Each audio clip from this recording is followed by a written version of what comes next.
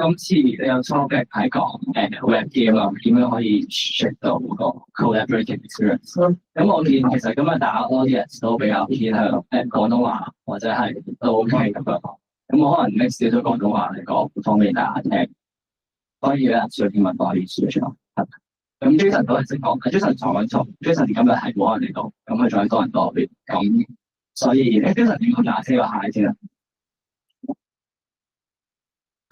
好啊好啊，大家好，咁啊唔知睇唔睇到個樣 ，but anyway 係咯，hello。咁我Jason 而家都跟到一個 project 係關於 web game 啦。咁同埋我哋自己本身，我自己都有啲嘗試同埋睇到好多唔同嘅例子，唔同嘅 web game。咁我今日可能比較似係唔想太 technical，我會 share 好多會有啲 technical，可能講啲 protocol 點樣設計。咁但係比較主要都係講翻有啲咩 vision of 呢啲 web game 可以做到嘅嘢。咁我哋自己試試下開始。可以講少少，點解揀呢個做 background？ 呢個係我之前玩嘅嘢叫做 Butler's Needle Experiment 啦，就係講點樣你可以透過不斷 L 節奏，然後就可以估算到 high 係幾多。咁我其實會相信每個人都加少少嘢咧，係可以出到一啲好靚嘅嘢出嚟，而亦都係點解會有 collaborative experience 呢回事。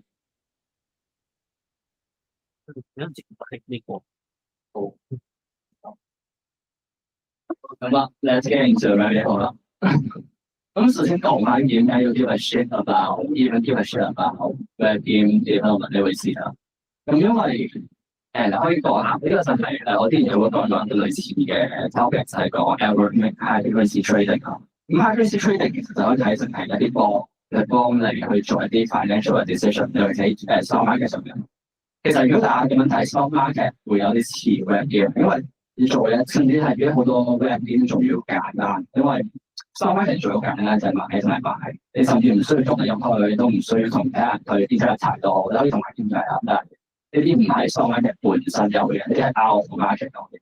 咁就有咁簡單先講 market 都可以透過因為 high frequency trading 嘅出現啦，導致到係好多唔同嘅 trading。咁呢個就係例如呢一個機制叫咩咧？咁呢個就係叫 spoofing， 就係講同時幾個 high frequency trader。high frequency trading 其實可以想象成係一個電腦嚟嘅，佢就不斷咁掟一啲空嘅spam 嘅投票，導致我系統不斷收到啲空嘅投票。因為係機械嚟㗎，佢就唔需要考慮1分鐘可以 send 到幾多次。咁就因為咁樣嘅 jamming 導致到好多股價會跌啦。同埋另一個比較經典嘅例子就係fast crash、flash crash 同埋 collusion。collusion 就係講緊咧，有幾個 programmer 同時咧都用一種 logic 嚟寫一個 algorithmic trading，因為我哋都判斷我 market 係會判斷某一樣嘢，見到我邊嘅對同時嗰樣嘢，然後你就會 track 咗同一個 code 不斷咁 run 啦。而因為件事我講咧係要個電腦可能好有錢嘅人係買咗好大 GPU 嘅去做呢個 trading 嘅。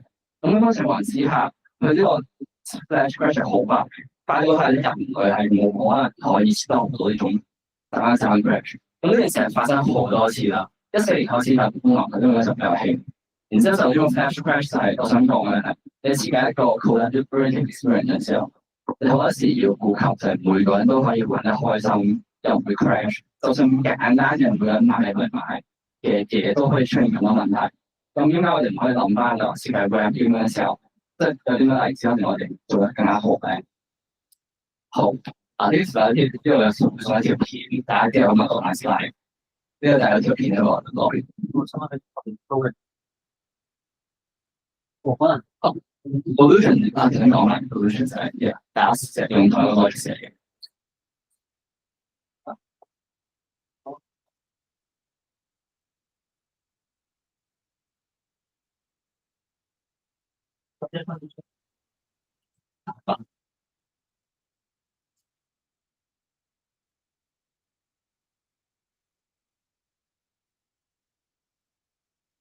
試過係，你自己唔想再講咗。好，咁我翻返嚟個講大先，因為佢今次成日我講下佢嘅生意差唔多夠。好，非常好。好啊，咁講下嗰邊其實我邊三個最緊要嘅部分啦。我覺得任何遊戲咧都一定有兩部分，第一個就係你點樣玩佢，第二部分就係你點樣思佢哋，你玩唔係多都要做一啲嘢，然後等佢發生嗰啲事情、嗰啲 event，然之後再做下一步。咁你唔可能玩遊戲，其實你不斷咁樣你做一啲嘢，就不斷聽自己嘅 response，所以再做下一步。一定有啲人等他人就係等唔到 market 點去做 decision。而我哋今次呢個 topic 係叫 collaborative game。咁 collaborative 嘅重點係咩咧？咁傳統嘅 game 就係 crowd。crowd 就重點 crowd 就係點解咁難整一個互相合作嘅遊戲，就係咁 manage 個問題。而群嘅嗰時對我哋好多唔同 conflict 咁樣，咁我之後就睇例子係有啲咩crowd，而我覺得叫做 crowd source protocol，就係講緊點樣去 manage crowd 呢回事。咁第一個例子比較經典就係叫 bullet 啊，我就係之後我會介紹佢嘅。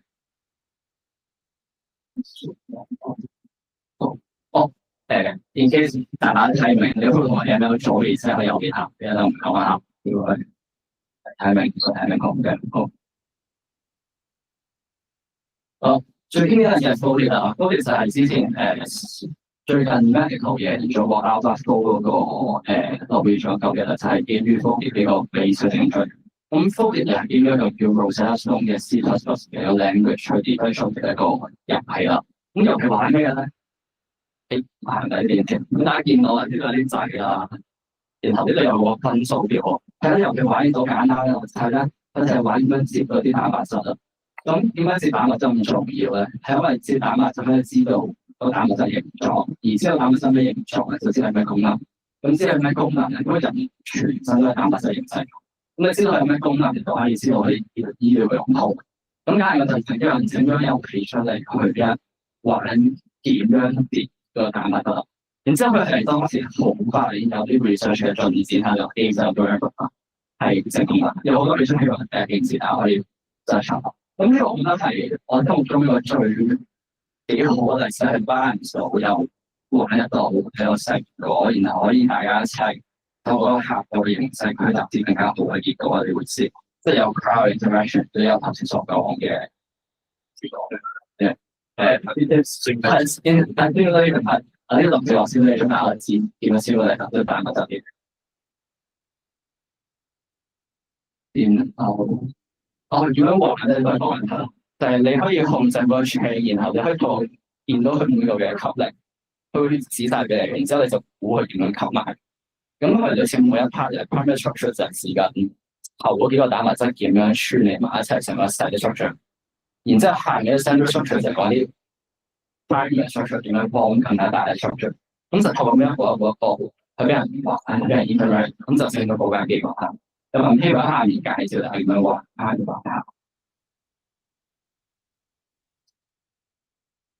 咁講埋少少嚟講呢個嘢佢嗰個 code base 點嚟㗎？咁其實呢個 bullet 係基於 Lua 就係專門我哋玩冇整個遊戲嗰啲。Lua 係幾多 game 嘅書都會用嘢啦。然後呢個 BONC 嘅嘢即係個 GPU 版嘅。咁成個 structure 就叫做 player 喺度 client 喺度。client 好簡單，之後 abstraction 落咗 player 本身。然後之後每一次去做一嚿嘢咧，佢就會喺呢個位置 run 曬先，然後再出一個分數。所以其實呢個嘢係簡單到係咩？就呢個嘅佢係非常之依賴 time-based 電腦去玩。然後但係咧，你要點樣睇下一齊玩到咧？如果每個都係自己玩嘅嘢，咁啊，大家唔會一齊好開心咁玩啦，係咪先？咁所以要俾下先開心玩咧，就有個分數同埋個 energy level。energy level 就講緊係話一個啱先我讀嘅，你講緊一個 molecule， 因為都見到一個大 molecule， 講緊 molecule 幾穩定嘅個因素。score 就睇緊你接出嚟嘅 shape 同埋實驗做出嚟嘅 shape 有幾分。因為我哋唔單止要知道佢接出嚟係咩樣，仲要知道埋佢接之後佢樣我哋知點解呢啲係樣，有幾樣嘢。咁 PDB 我先再講啦 ，PDB 係呢個嘅 word 嘅一個主原因咯。因為我想行內冇時間整個接蛋白質嘅嘢咧，好難。PDB 就係一個啲係比較專門做一啲蛋白質嘅形狀啊，然後俾人可以有玩係。咁就係講呢個嘢點樣做。Wiggle 就係講緊咧因為你模擬喺水入邊嘅狀態，攞電子嘅衝嚟衝去。Wiggle 就係講喺 code 嗰度點樣模擬到嗰個 Wiggle 嘅狀態，然之後俾嗰啲嘢自己手作，類似係一個電腦再加埋人腦嘅技巧去判斷嘅形狀。嗰部書係咩用？ sorry，哦 Rosetta 就係咧呢程度嘅模擬嗰個神經盤嘅 energy 咧，就係呢個。所以咧，佢 send 咗俾佢之後，send 翻 score 俾佢。佢就係負責我哋做計分嗰個人。而呢個嘢係好耐之前有人基於 PDB 嗰個 database 寫出嚟個，但係佢冇問題㗎。不，即係第二個就講啦，呢個最中意。有冇聽過RO聲？RO聲就係疫情期間，翻咗疫情期間，有人整出嚟咁嘅啦。之後佢有第二個區嘅寫。OK，幾多時間嘅？大把嘅。大把咧就第一個啦，唔識一年喺度先2個禮拜完咗。第二節就整 PXL 啦，PXL 有幾個禮拜完咗。WPS 就而家唔開放，大家可以上去玩。而呢3個其實係一個進化嘅過程嚟，就係講例如每個人，如果你都可以喺網絡上面咁樣 pick 數，咁請問會發生咩事咧？如果你可以用移動玩呢個數，咁咧就結果一部分啊，有好多唔同人整咗好多唔同嘅靚嘅嘢啦，然後佢就成為咗一個 time lapse。呢個其實都同啲 control 或者係嗰個 game version 嘅回事好有關係，因為我之後再 mention 到佢係點樣同結有關係。呢個係好正嘅嘢，即係我哋正下去睇佢哋每一嚿嘢嗰個 program 呢個就最原始啦，就諗呢個就最原始 outplace 可以做一個簡單就係，你 call down 一次，然之後咧等多10秒啊，冇人 reject 你喎，咁你就去啦呢個其實。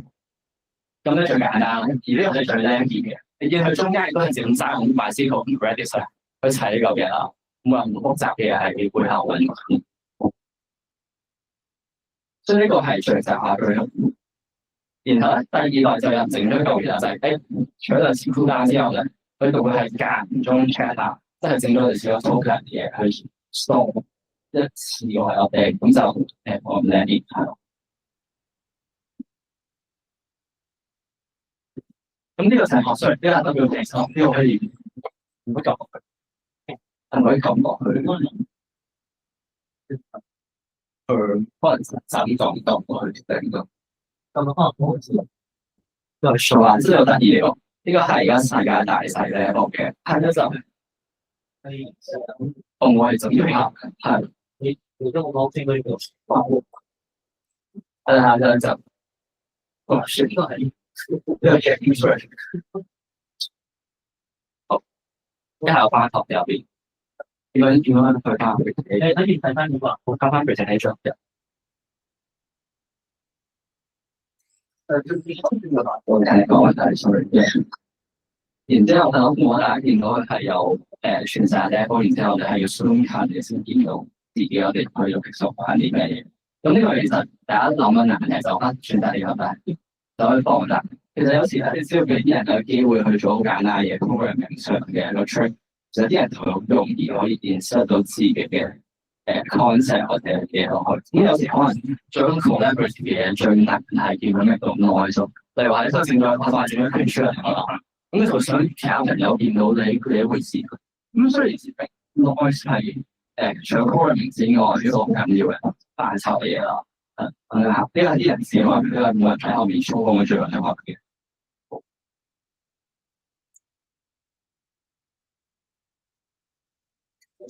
好啊，呢就係 double space 啦。咁但係我哋知道嘅難度 programming 係比之前有兩難啦。但係因為人嚟講咧有多一次啦，咁所以就佢哋就呢嚿嘢實更加唔一樣啦。佢哋有個 size。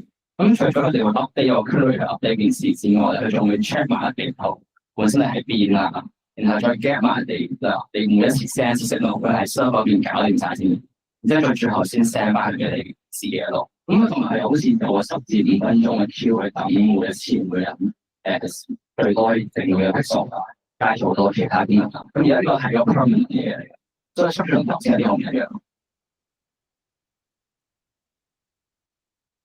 我認為我呢個就更加 low tech。頭先一個係我順序講呢個頭係多年係最多 tech 嘅。咁你每覆一個你都用到個思路，同埋即係先變影響比較多嘢啦。頭先一個就係更加簡單嘅 JavaScript， 你就可以省時間寫啲 back end 去滾到啦。而呢個就更加容易寫到呢啲 Wikipedia 嘅 page 嘅量。咁咧就係基於 Wikipedia 整咗一個嘅寫，全部人都可以 back end 嘅時候會拉啦。咁你只要每個人下載去寫呢個嘅就可以自己 back end 冇事啦。咁但係點解要講咧？其實係因為好得意嘅呢個 coding system。咁你開始咧係即係全世界呢啲一個玩法之外咧，佢係夠得意啦！你鋪嗰樣嘢係錯咧。Oh, sorry. Someone asked like, oh, sorry, English. Yeah, like, no, man, yeah, it's fine. Okay. Actually, English is better. Yeah, I also write program in English now. That's fine. Yeah. Okay, yeah, back to this. Okay. So in this game, I'll call it a game because voting is sort of like game building. And most important thing is like how to make rules that make the story authentic.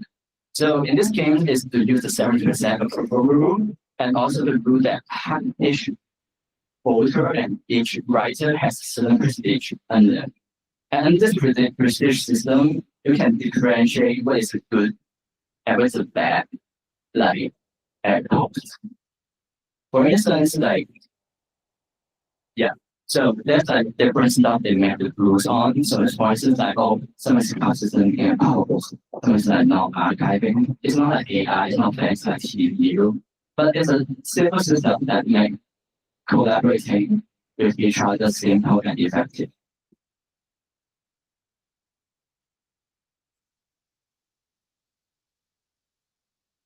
And next we will go to so now after we've put so many examples, right? So what's the core between each component? And for let's go from simulation. The hardest part of simulation is to enable data isolation. So it's just like which part you cut off the server and the client. And for the crowd, the hardest part is for content resolving algorithm. So it's like the rules you set to resolve any sort of content that happens during the system. For instance, for the pixel thing, the way to resolve the system is by buffer. So whoever at this last in the buffer gets pixel. It's just like that simple. And for internet, the hardest part is for the cooldown. Cooldown is also similar to what we mentioned of the content for pixel. They have to make them together. And cooldown is like how you make the user able to see other interaction without getting too buggy.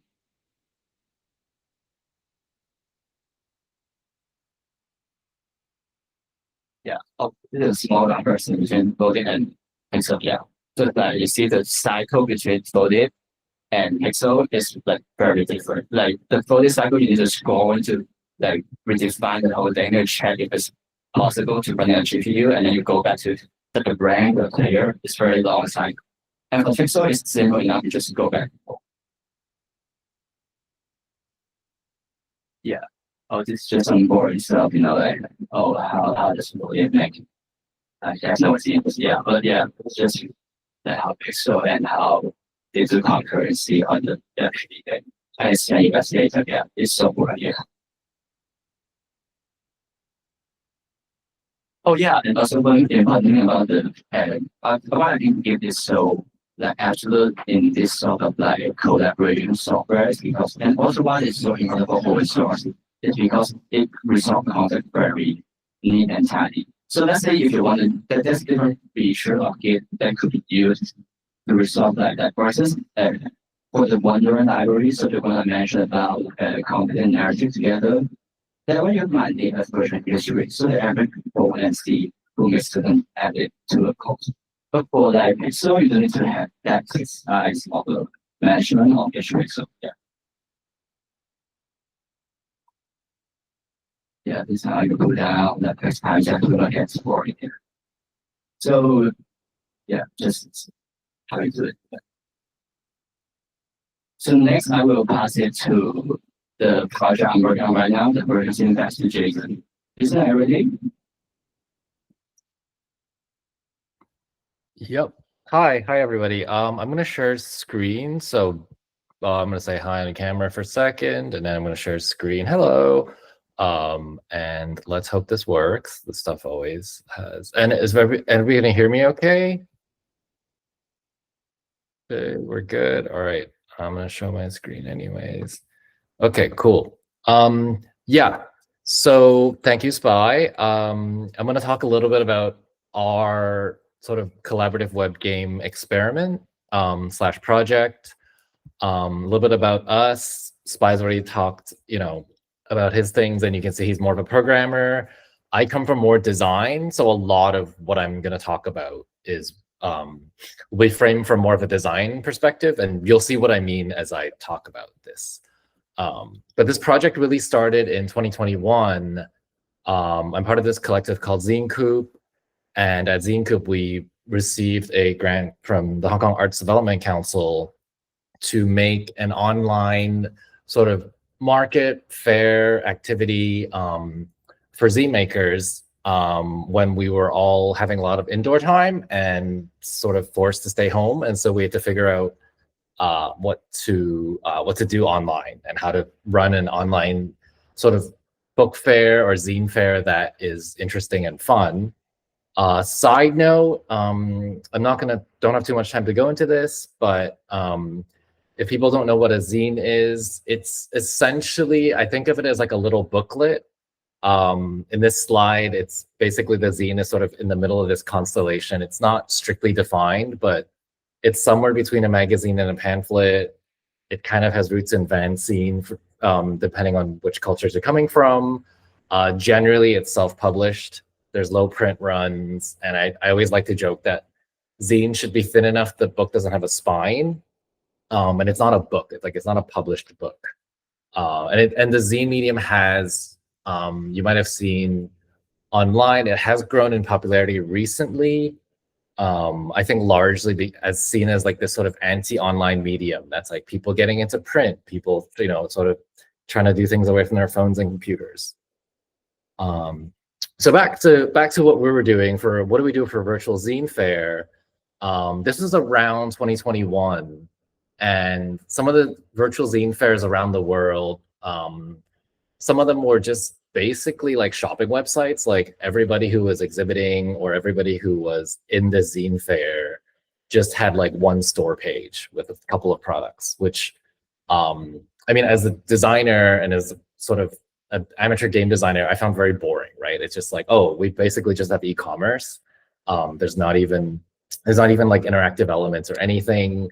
For example, in this slide, I have one where one had a bonus feature, which was there was a text chat box for each page, but you couldn't talk to other people from visiting different vendors. So essentially you have one URL bound chat box, and essentially like, I think I tabled with some friends and you just sort of wait for people in a chat box to come by. But obviously it's like, it's not many people came by. And it's sort of like, yeah, and the interface is like a help chat box on a website. Obviously the other thing that was really popular at the time was basically the default or fallback UI UX was Zoom, or it's sort of similar things like Google Meet or other video conferencing things, right? Which I think, speaking personal experience, but I think everybody will understand, like in 2020, 2021, like we were all on Zoom way too much, and it was not very interesting after a while.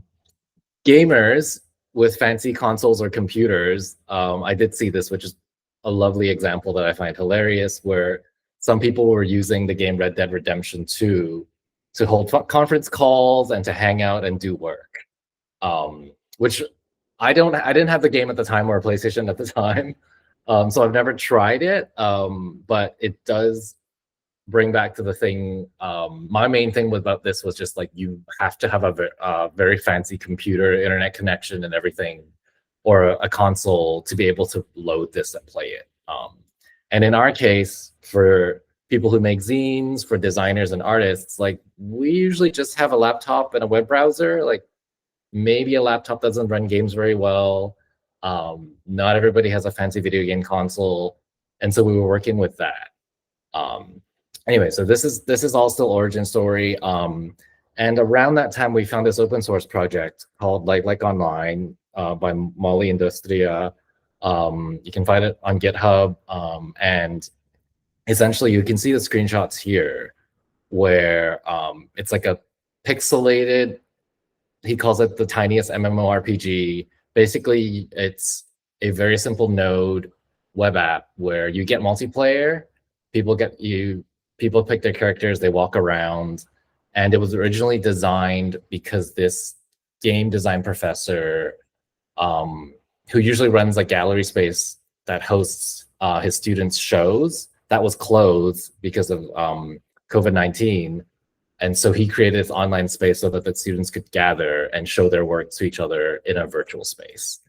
Some of the features that this had, I'm not going to go into this because we're running short on time. And basically, we took this open source project and added a bunch of features. And we've run this, and we've used this platform for 3 years now. This year will be our 4th. And you can see we added different features. Some of them are just hacks that basically involve an iframe, but we did add gestures, we did add an inventory system, and so on. And this is what we're leading up to. This is what the fair looks like this year, and Spy and I have been working on this. And oh wait, I need to, let's see. Oh, there we go.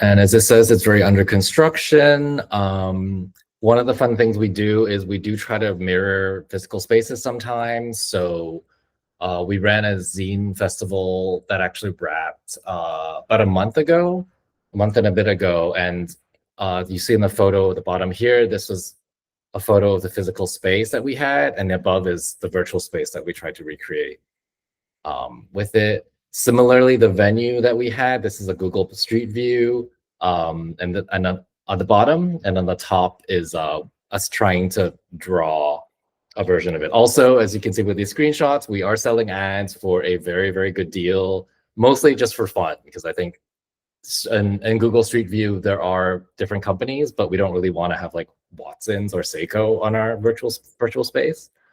And also wanted to show you these videos of how it actually plays out in real life in 2023. So this is when there's like dozens of people on the platform at the same time.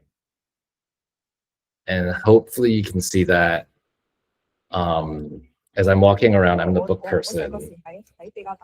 We have different movie rooms, but also people are just sort of like ambling about, looking at things, talking to each other. And this one was, we ran it in parallel with an in-person book fair in London. So that's that. And then similarly, let's see, I'm going to show this quickly too. Only a minute.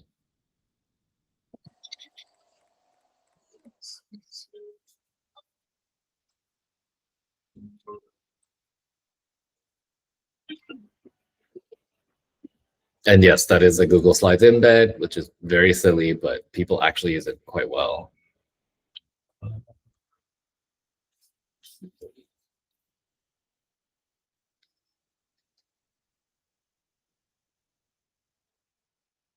Wrap that. So that was it in action, with people milling about. And it's very low tech, but also very accessible, which is what's important for us. And every year we've run it, we've had over 40 exhibitors, and I think conservatively we had 200 plus people come by, which is still which I think is still quite a lot, given after the pandemic. So it was like interesting to be like, okay, we've managed to retain people, and it wasn't just like, okay, people came when they went on events. Anyways, that wraps most of my demo. If you want to sort of join in on this project, or buy an ad from us, or exhibit some of your zine works, let us know. There's a QR code for an Instagram post that Spy and I did. Yeah, I think that will probably be it from me. Yeah, that's right. Yeah, thank you.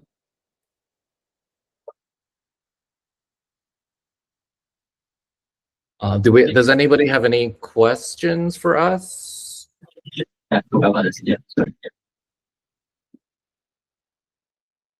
Any like, yeah, wherever they release 咗應該 release 咩？所以選定嘅啦。呢個要上邊啊？你都要少少時間消化下。我唔知嘅。我都見跟住話spy 跟住有 spy 咁就講有呢個咁有趣嘅遊戲 project 啦。咁其實呢個係遊戲方面就可能就複雜同埋複雜。好係咯，咁其實呢個 project 比較難係可能即係好似其實你打好多 program，你成個複雜字出嚟，但係啲人唔係真係用嘅話，其實都冇乜用。所以有時比較似係你要揀 get 到啲人叫嘅先係會上技術，尤其是而家啲人好似咩有個 term 叫係個 term 叫咩電子陽痿，其實講話啲人而家連打機都覺得難咁樣。咁所以其實要 get 到啲人有興趣去玩翻遊戲同埋去 get 到 pro 係一個都幾難嘅事咁樣咯。咁所以都個問題就係咧，你頭先講嗰個 protein coding 嗰個咧，我想問係人去 code，跟住之後佢個電去話佢 code 得啱唔啱定係點？哦，唔係，如果係咁就冇意思。都好似如果應該條題目都有正確答案嘅，呢個答案就係咁啦。係啦，特別係分類，唔係咁難。因為其實呢個問題係冇絕對啱答案嘅，係比較似到係即係六秒字咧，係計總共嘅 energy level 去加埋而家嘅 structure 就 stay stable，係一個咁好似可以做一個 optimization 去 train 佢好似 P 同 NP 問題咁，即係一個好容易可以驗證到嘅一個可能一個 即係所以我咪話就係咪一個 generator 同埋一個 discriminator gap 就係話 discriminator 就係好容易就 determine 到佢嘅 energy， 咁但係佢好難 generate 一啲新嘅 design 出嚟。Yeah. 好似之前NASA 都出過好奇怪嘅網上嘅人去揀，呢粒星係咪粒星咁嘅 project， 唔知有冇玩過？喺網上面整咗一個 open 嘅 content， 就俾人哋去 swipe left、swipe right， 嗰個係咪星星咁啊？有少少似嗰種，但係呢個複雜嘅點係在於佢真係有個 3D model 同埋有個 protein database 俾你去 edit 同埋去改入面一啲嘢係點樣做，所以其實係 combine 電腦同埋人腦去做呢個 project。好㗎，點解做乜？做我想話咁，佢哋啲人去玩個coding game，上係點樣諗 idea 係點樣coding，或者我會試到sorry，佢話我都話呢個段，我中意以前有段時間幾時問你咁做，好似少少做數嘅，因為你會知道有一啲嘢就話。係公司太 cam 係咪情況？我想嘅太啲啦，但係可能 extra voice 但係你話 for 好似我啲波溫喺嗰個 protein 入面係唔會喺埋一齊嘅。咁你首先就將佢哋移開落去，然後你再慢慢接嚟接去。咁啲 angle 佢係點樣計咧？係一個好好用嘅方向，就頭先所講我 wiggle 嗰位置嘅。其實喺模擬到現實中嘅電子係真係咁喺水入面啦，嚟即係將，因為嗱你呢個嘢 protein coding 發生嘅情況喺水入面，呢個好緊要啦，要可以出，佢唔係發生喺一個。Excel 或者係揾其他比較好，個叫咩有槍？呢個槍係講個唔係 Excel 嘅條，Excel 咪有槍講佢嗰個電子同埋 OH 個有幾闊啊？你實質嘅水有幾闊？但係佢其實冇嘅。佢燒嗰樣嘢係咁就係專門學法有想去講呢個情況之下，佢哋嗰啲手機係再跌咧，而呢個都會影響到佢嘅 shape，所以就係點解呢個問題咁難去解決到嘅？咁頭先 mention 好似係25年，就係 AlphaGo 25年之前就係贏咗個 Nobel Prize，就因為基於科技嘅一啲技術實送，即係再去發展出嚟。所以其實呢件事可以俾大家見到，其實大家一齊玩嘅，唔係一個冇意思嘅，即係大家講就先呢個 project 同學。咁先 project 而點我哋係諗住將一個實體，我哋嘅搞咗啦，個 market 再 link to， 因為我自己啱啱搞成個月啦，搞完之後。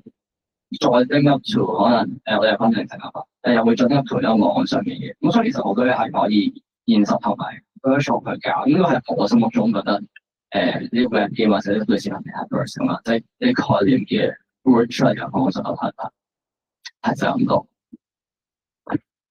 咁仲有冇問題？咁咪都好多謝啊 Spy 同埋呢個。J 入邊嗰個 J 能啊，我跟住你，佢哋會有，但係你應該會有一 set 嘅 speaker pack 嘅，咁可能快嚟幫你攞咗啦。係啦，咁我而家佢都已經睇先睇，唔該謝。